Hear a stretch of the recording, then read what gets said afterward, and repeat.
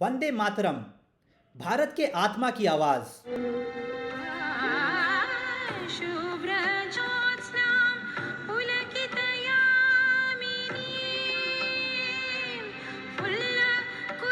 भारत के स्वतंत्रता संग्राम की हुंकार, जिसने कि प्रेरित किया करोड़ों लोगों को ब्रिटिश हुकूमत को जड़ से उखाड़ फेंकने में।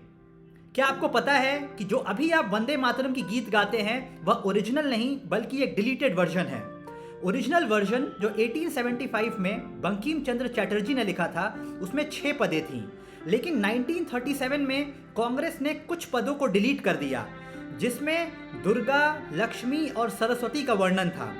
और यही बना है एक मेजर कंट्रोवर्सी की वजह, जिसमें रूलिंग भारतीय जनता पार्टी ने कांग्रेस पे ये इल्ज़ाम लगाया है कि दुर्गा, लक्ष्मी और सरस्वती को डिलीट करने का वजह था उस टाइम के मुस्लिम लीग और जिन्ना को अपीस करना। इस वीडियो में हम यह देखेंगे कि कैसे जन्मा ये भारत का नेशनल आइकॉनिक सॉन्ग, कैसे वर्ष दर वर्ष ये बना माँ भारती की आवाज़, और इस कंट्रोवर्सी के पीछे की असली वजह क्या है। तो आइए देखते हैं। भारत में ब्रिटिश हुकूमत का राज था और बंकिम चंद्र चटर्जी सरकारी नौकरी में थे।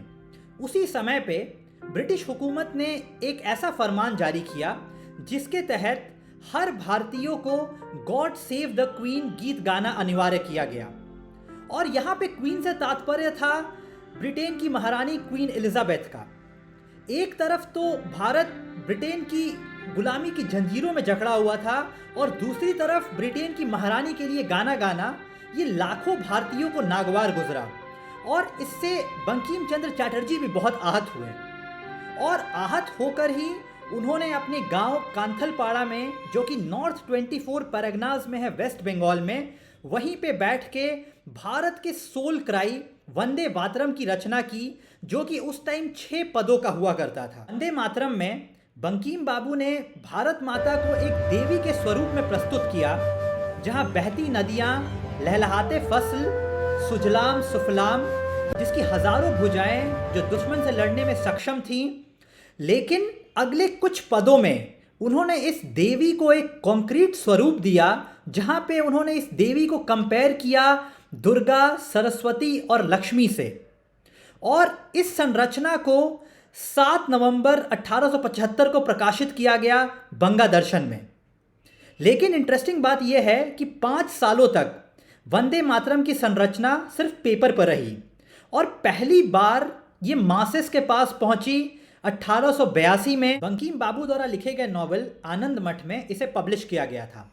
आनंद मठ में दिखाया गया था 1770 के सन्यासी रेबेलियन को, जहां पे 1770 में जो बंगाल में भुखमरी हुई थी उसमें कैसे सन्यासियों ने ब्रिटिश के टैक्स कलेक्टर और उस टाइम के मुस्लिम जमींदार के ऑपरेशन के खिलाफ लड़ाई लड़ी थी, यह दिखाया गया था। और यह लोकप्रियता वंदे मातरम की एकमात्र शुरुआत सी थी। 1886 में इंडियन नेशनल कांग्रेस के सेकेंड सेशन में हेमचंद्र बंदोपाध्याय ने वंदे मातरम के पहले 2 पदों को प्रस्तुत किया था।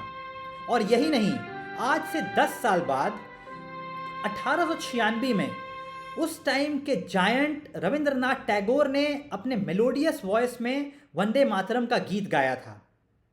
और एक बहुत ही बड़ा टर्निंग पॉइंट फ्रीडम मूवमेंट में आया था 1905 में, जहां पे बंगाल का विभाजन किया गया था। जब लॉर्ड कर्जन ने फूट डालो और राज करो की नीति के तहत बंगाल का विभाजन किया, तब वंदे मातरम बंगाल के नवजागरण की चेतना बन गया। ब्रिटिश सरकार ने गीत पर तुरंत प्रतिबंध लगा दिया और भारत प्रतिबंधों के आगे और 1907 में मैडम बीकाजी कामा ने स्टुटगार्ट जर्मनी में फर्स्ट नेशनल फ्लैग को अनफर्ल किया, जिसका कलर था ग्रीन, येलो एंड रेड, और वंदे मातरम लिखा हुआ था बीच के येलो स्ट्राइप पे। और यही नहीं, 1911 में मदन लाल ढींगरा को जब फांसी पर चढ़ाया गया तो उनके आखिरी बोल थे वंदे मातरम। 1912 में जब गोपाल कृष्ण गोखले साउथ अफ्रीका गए तो उनका वंदे मातरम के नारों से स्वागत किया गया। तो हम ये देख सकते हैं कि 1875 से जब ये पहली बार पेन किया गया, over the years Vande Mataram कैसे इंटीग्रल पार्ट बना फ्रीडम मूवमेंट का।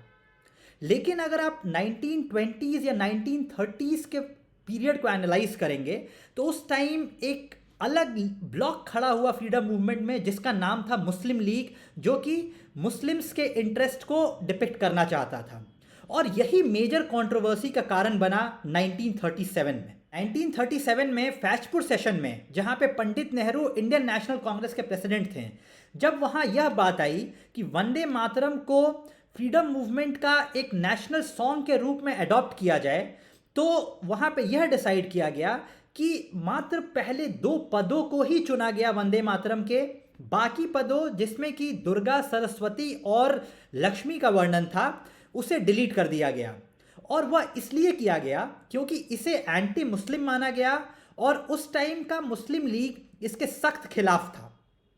पदों को डिलीट करना एक बात था, लेकिन मेजर कंट्रोवर्सी इस कारण ब्रेकआउट हुआ जब पंडित नेहरू ने एक खत लिखा अली सरदार जाफरी को, जहां पे उन्होंने वंदे मातरम को यह बताया कि इसका गॉडेस या देवी से कोई लेना देना नहीं है, और जो इसका यह इंटरप्रिटेशन है कि भारत माँ एक देवी है, वो बहुत ही एब्सर्ड या बेकार है।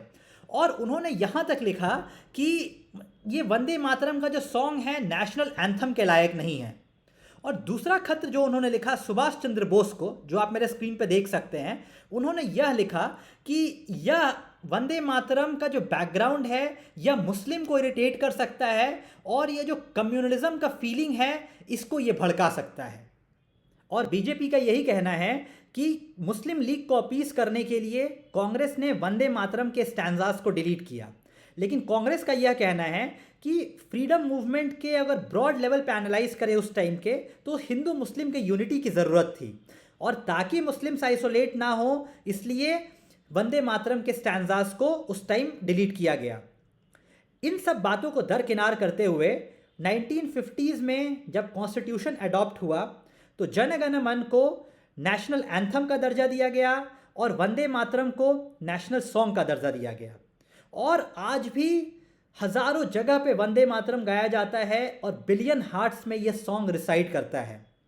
1875 से लेके आज तक, जब से गॉडेस, सन्यासी रेबेलियन या फिर बंगाल फेमिन की बात हो, जो बंकिम बाबू ने अपने 6 स्टैंजाज में दर्शाया था, यह किसी न किसी रूप में हमारे सामने उभर के आता है। तो यह मेरा 2 सेंट्स था वंदे मातरम के कंट्रोवर्सी को लेके। आपके क्या विचार हैं, आप भी कमेंट में लिख के बताएं। और अगर आपको ये मेरा वीडियो पसंद आया तो प्लीज़ मेरे वीडियो को लाइक करें और सब्सक्राइब करें। Thank you friends.